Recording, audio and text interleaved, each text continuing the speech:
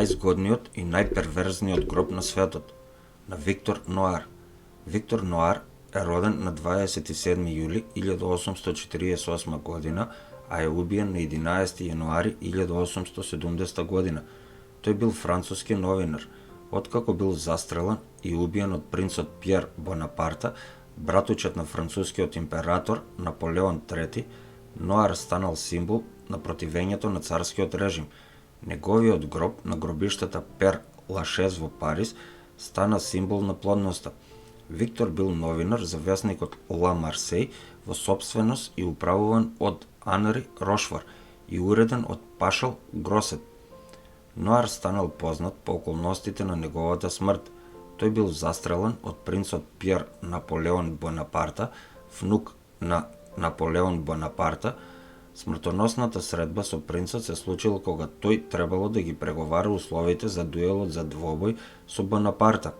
Како втор човек на весникот, откако Грусе објавил говор против Наполеон Бонапарта и затоа принцот го нарекол предавник.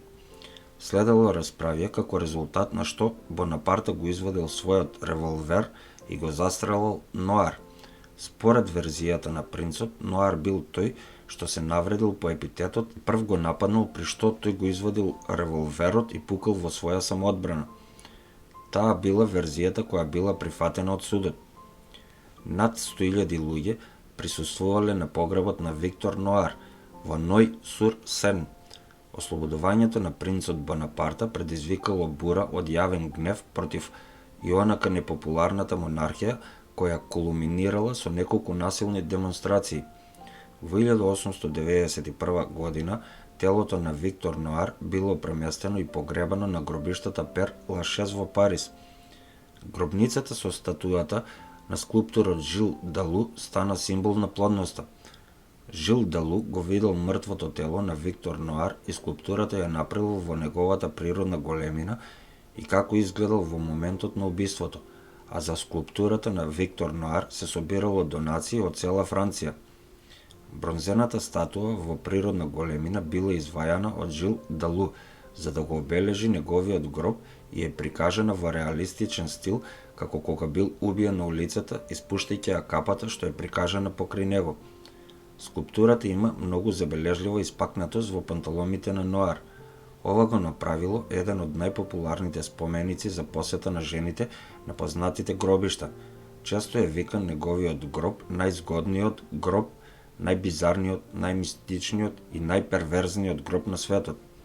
Митот вели дека ставањето од свет во превратената шапка, побакнувањето на статујата на усните и триењето на низината генитална област ќе подобри плодноста и ќе донесе блажен сексуален живот или во некои верзии сопруг во текот на една година.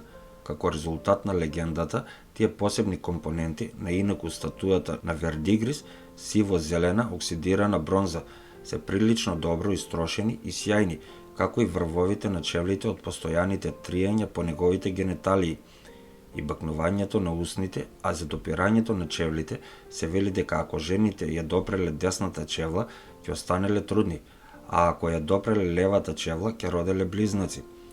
Во 2004 година беше подигната ограда околу статујата на Ноар, за да ги одврати суеверните жени да не ја допираат статујата.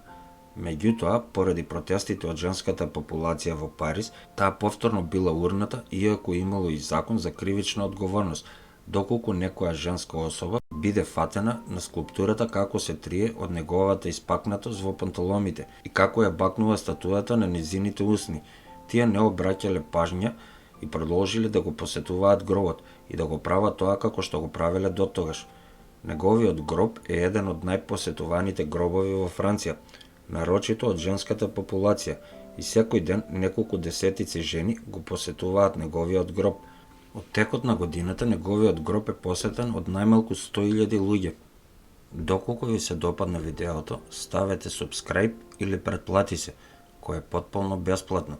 Оставете еден лайк или пишете во коментар, доколку сакате видео на некоја тема.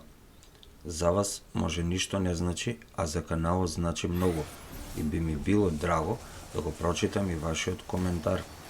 Ви благодарам за вашето одвоено време.